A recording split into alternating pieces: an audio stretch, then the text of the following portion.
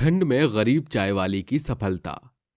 सविता एक मेहनती और विधवा औरत थी जिसके 2 बच्चे, 5 साल का श्रवण और 10 साल की मोहिनी बेटी की जिम्मेदारी उसके कंधों पर थी।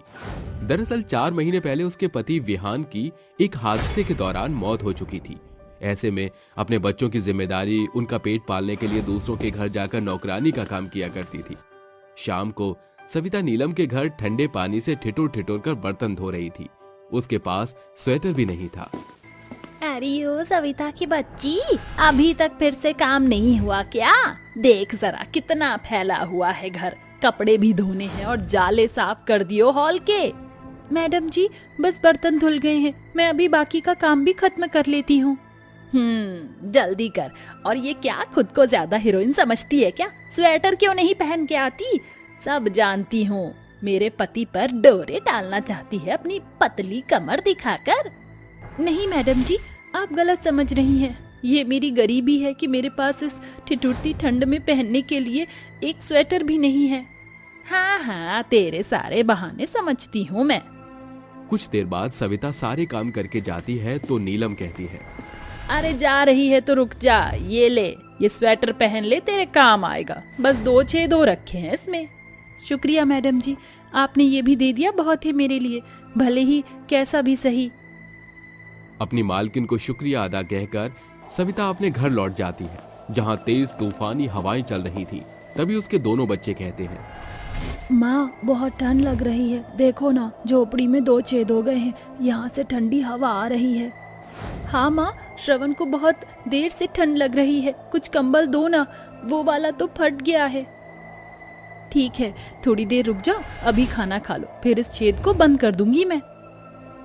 ये बोलकर वो अपने बच्चों के लिए चूल्हे पर खाना पकाकर खिला देती है और कहती है, बच्चों, जब तक चूल्हे की आंच ठंडी हो उससे पहले तुम अपना हाथ यहाँ सेक लो, तुम्हें थोड़ा आराम मिलेगा। ठीक है माँ। दोनों बच्चे चूल्हे से अपना हाथ तापते हैं। इतने में बाहर ठंडी हवा में जाकर सविता एक गाय के गोबर में थोड़ी मिट्टी मिलाकर अपनी झोपड़ी के छेदों को बंद कर देती है और कहती है, चलो बच्चों, तुम्हें ठंडी लगेगी, बहुत रात हो गई है, सो जाओ। तीनों जब सोने लगते हैं तो बाहर ओले गिरने लगते हैं। तेज ठंडी हवाएं चलने लगती हैं, जिस कारण उनकी झोपड़ी की खिड़की टूट कर गिरती है।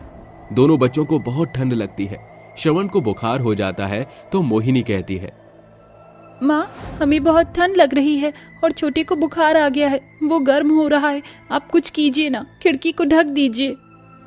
चिंता मत करो, मैं अगली सुबह श्रवण की दवाई ले आऊंगी। ऐसा कहकर वो अपनी चादर से खिड़की को ढक देती है, जिससे ठंडी हवाएं आना बंद हो जाती हैं और अपना स्वेटर अपने बेटे को वो पहना देती है, जिससे उसकी ठंड कम हो, और खुद अपनी साड़ी के पल्लू को ओढ़ के सो जाती है।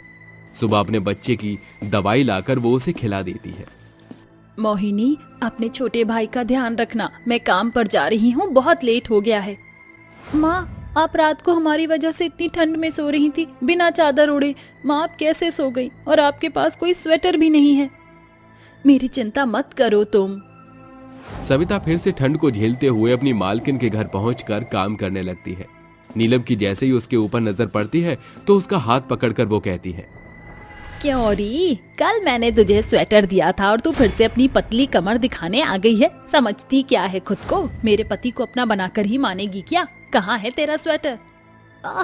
मैडम जी, हाथ में बहुत दर्द हो रहा है, छोड़िए। मेरे बच्चे को रात को बुखार आ गया था, इसलिए मैंने उसे स्वेटर पहना दिया ताकि वो और बीमार ना पड़े।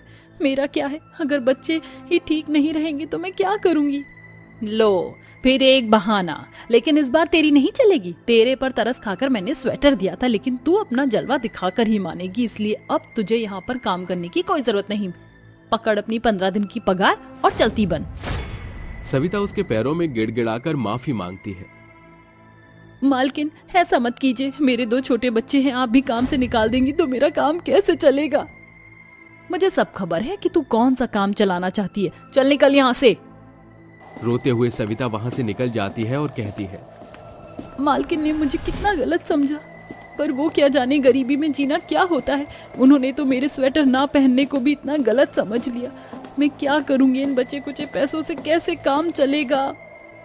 तभी रास्ते में उसकी नजर एक चाय वाले की दुकान पर जाती है, जहां बहुत भीड़ थी, और एक बूढ़ा सुड़क सुड़क कर चाय पीते हुए कहता है, अरे दुखी राम, जरा जल्दी चाय बना कर दो, बहुत ठंड लग रही है। अगर इस मौसम में चाय न मिले तो कुछ काम ही नहीं होता। क्यों ना बचे कुचे पैसों से अपनी चाय की दुकान लगा लूं, क्योंकि सर्दियों में तो हर कोई चाय पीता है, वो भी कई बार। मुझे किसी के काम करने की जरूरत ही नहीं पड़ेगी और अच्छा खासा व्यापार भी हो जाएगा। हाँ, मैं यही करती हूँ, बस मुझे थोड़ा बहुत सामान और एक ठेला जुटाना पड़ेगा। सविता घर वापस आ जाती है, तभी उसकी बेटी कहती है, माँ, आप इतनी जल्दी वापस क्यों आ गई? बेटा, मैंने वो काम छोड़ दिया है।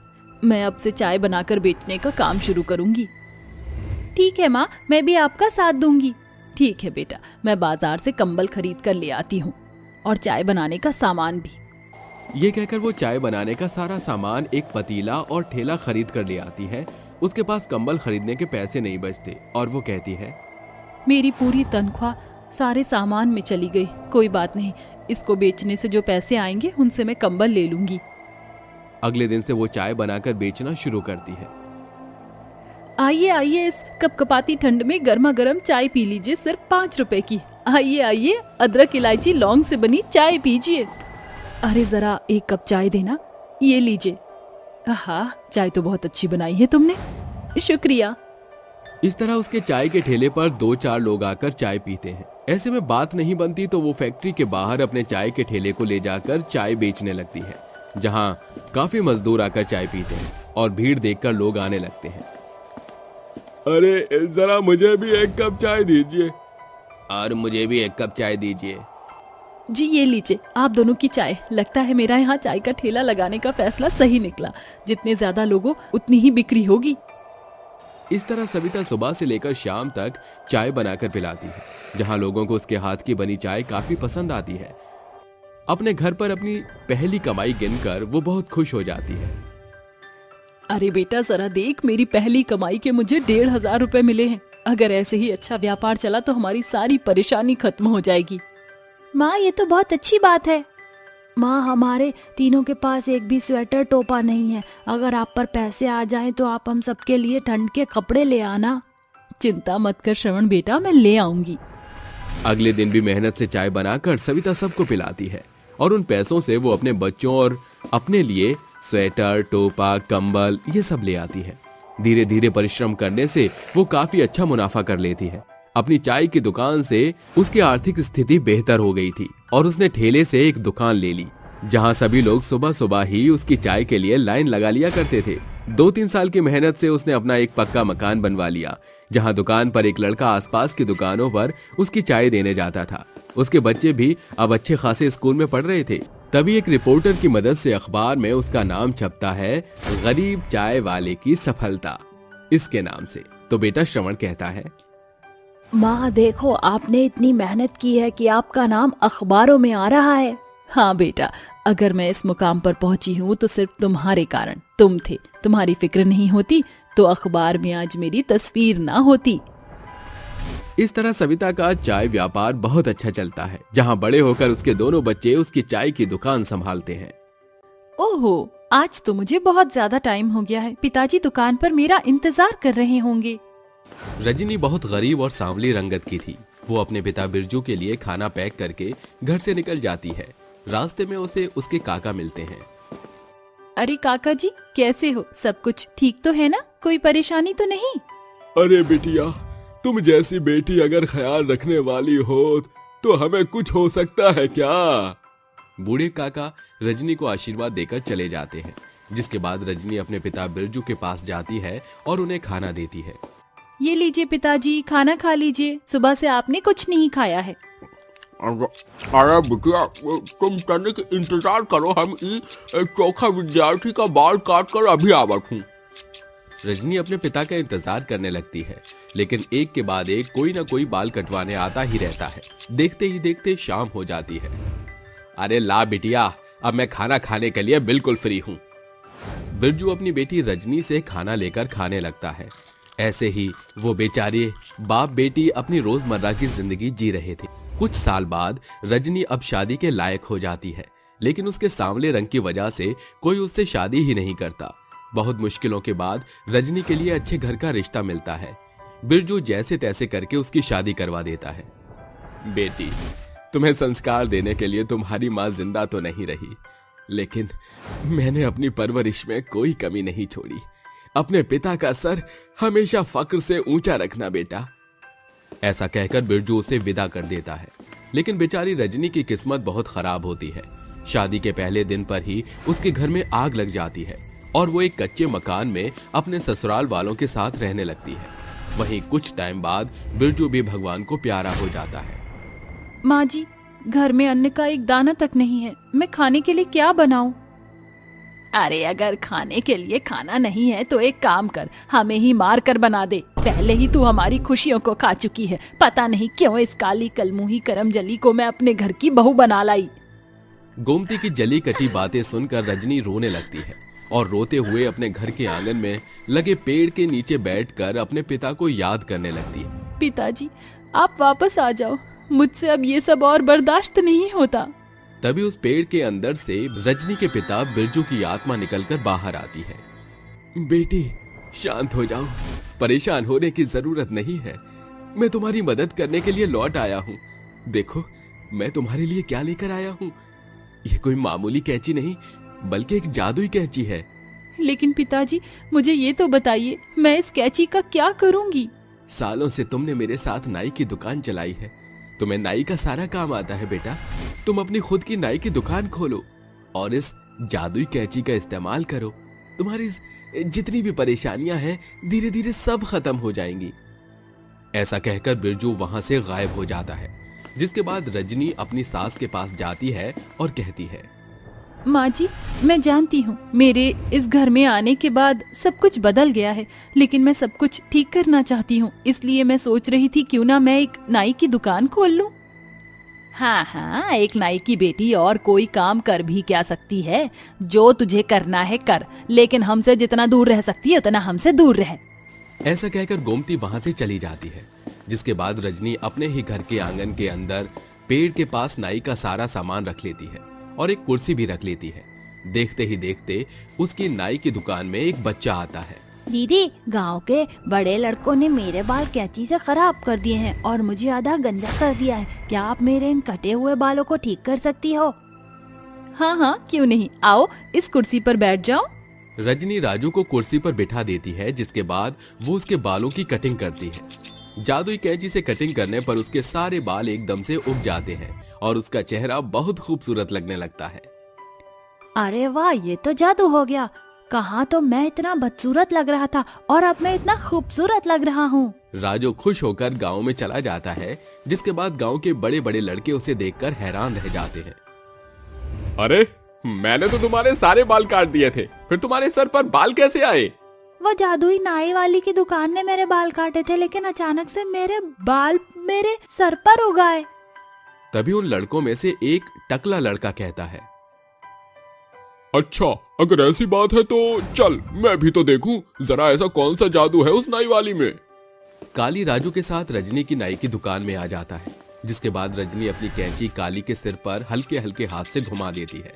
देखते ही देखते काली के सिर पर नए बाल उगाते हैं। अरे वाह, ये तो कमाल हो गया। ऐसा तो मैंने पहले कभी नहीं देखा। बचपन से ही मेरे सिर पर बाल नहीं आ रहे थे और आज तुम्हारी जादुई नाई की दुकान में आते ही मेरे सिर पर इतने सारे घने बाल आ गए। काली रजनी को मुंह मांगी कीमत देकर चला जाता है। ऐसे ही देखते देखते गांव के और भी ऐसे लोग रजनी की दुकान में आते हैं जिनके बाल बहुत समय से खराब हो चुके थे। रजनी एक एक करके सबके बालों की कटिंग करती है। गांव के सभी लोग बहुत खुश होते हैं और रजनी की नाई की दुकान के बाहर खूब लंबी लाइन लगाकर खड़े हो जाते हैं। चिंता मत कीजिए, आप सभी के बालों की कटिंग होगी और सबके बाल बहुत खूबसूरत हो जाएंगे। सुबह से शाम तक लोगों की कटिंग करते करते रजनी खूब सारा पैसा कमा लेती है। देखते ही देखते रजनी की नाई की दुकान अच्छी खासी चलने लगती है और कुछ ही समय बाद रजनी नाई की दुकान से एक लड़कों के लिए बहुत बड़ा सैलून खोल देती है, जिससे वो बहुत कमाने लगती है। माँ जी, बस यही कहानी है मेरी और इस जादुई कैंची की। इतना सारा पैसा और इतनी तरक्की जो मुझे इतनी जल्दी मिली है, वो सब मेरे पिताजी की मेहरबानी है। मुझे माफ कर दे बहू, जब से तेरी शादी हुई है तब से हमारी आर्थिक व्यवस्था से लेकर हमारी पूरी स्थिति खराब हो गई है और इसका सारा दोष मैंने तेरे सर पर डाल दिया। लेकिन मुझसे बहुत बड़ी गलती हो गई बहू, हो सके तो मुझे माफ कर देना। अरे नहीं माँ जी, आपको माफी मांगने की कोई जरूरत नहीं है। आप मेरी माँ जैसी हो। बचपन से मुझे एक माँ का प्यार कभी नहीं मिला और जब मुझे आप मिली तो मैंने आपको अपनी माँ के रूप में स्वीकारा। बहू तू चिंता मत कर, आज के बाद मैं तुझे एक बहू नहीं बल्कि एक बेटी का दर्जा दूंगी। रजनी, मुझे भी माफ कर देना। मैं भी पूरा पूरा भागीदारी हूँ। तुम्हारे सांवले रंग की वजह से मैंने कभी तुम्हें अपनी पत्नी का दर्जा नहीं दिया। मुझे माफ कर दो रजनी। आज के बाद मैं तुम्हें पत्नी से बढ़कर मानूंगा। मुझे आपसे कोई गिला शिकवा नहीं है। आपको अपनी गलती का एहसास है, मेरे लिए इतना ही काफी है। अरे हाँ हाँ, क्यों नहीं। माँ जी आइए बैठिए। ऐसा कहकर रजनी अपनी सास के बालों की कटिंग करती है। देखते ही देखते रजनी की सास के बाल काले, घने, लंबे और बहुत खूबसूरत हो जाते हैं, जिसके बाद वो खुद भी बहुत ज्यादा खूबसूरत लगने लगती है। विक्रम कहता है, ये तो बहुत अच्छा मौका है। क्यों ना मैं भी आज अपनी पत्नी के हाथों की कटिंग अपने बालों में करवाऊं। अपनी सास की कटिंग करने के बाद रजनी अपने पति की भी कटिंग करना शुरू कर देती है, जिसके बाद उसका पति पहले से बहुत ज्यादा हैंडसम बन जाता है और वो सभी एक साथ खुशी खुशी रहने लगते हैं।